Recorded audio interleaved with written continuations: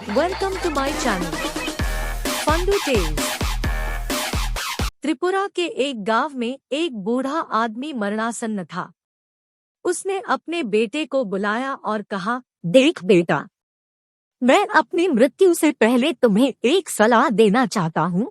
अगर तुम इसका पालन नहीं करोगे तो हो सकता है कि जीवन में तुम्हें बहुत दुख झेलना पड़े। बेटे ने कहा, वह क्या सलाह है बाबूजी? बेटा, औरत को कभी भी कोई गोपनीय बात नहीं बताना, चाहे वह तुम्हारी अपनी बीवी ही क्यों न हो, क्योंकि उनके पेट में कोई बात नहीं पचती। पिता की मृत्यु हो गई और वह व्यक्ति खेती बाड़ी में लगा रहा और पिता के नसीहत को भी भूल गया। उसकी पत्नी खूब बातें करती थी। जब वह कुआं पर पानी भरने जाती तो गांव के औरतों से खूब बातें करती थी। एक दिन उस आदमी ने अपनी पत्नी से कहा, सुनो, हमारी कमाई अच्छी है। अब इस कच्ची झोंपड़ी की जगह एक पक्का मकान बनाना चाहता हूँ। दूसरे दिन उसका एक मित्र रास्ते में मिला और उससे बोला, मैं भी एक नया मकान बनाना चाहता हूँ। उस व्यक्ति को लगा कि मेरा मित्र यह क्यों बोल रहा है कि मैं भी एक नया मकान बनाना चाहता हूँ। कहीं मेरी बीवी ने तो कुछ नहीं बताया। उसने अपनी बीवी की परीक्षा लेने की सोची।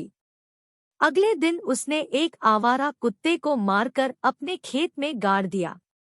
घर आकर पत्नी से बोला, आज मुझसे बड़ा अपराध हो गया। मैं तुम्हें बता रहा हूँ, तुम किसी को मत बताना। आज मैंने गलती से आदमी को मार दिया और उसे अपने ही खेत में गाड़ दिया।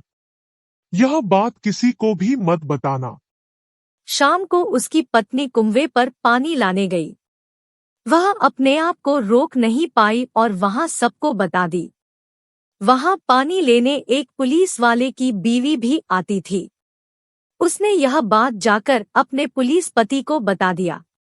अगले दिन पुलिस आई और उसे पकड़कर ले गई।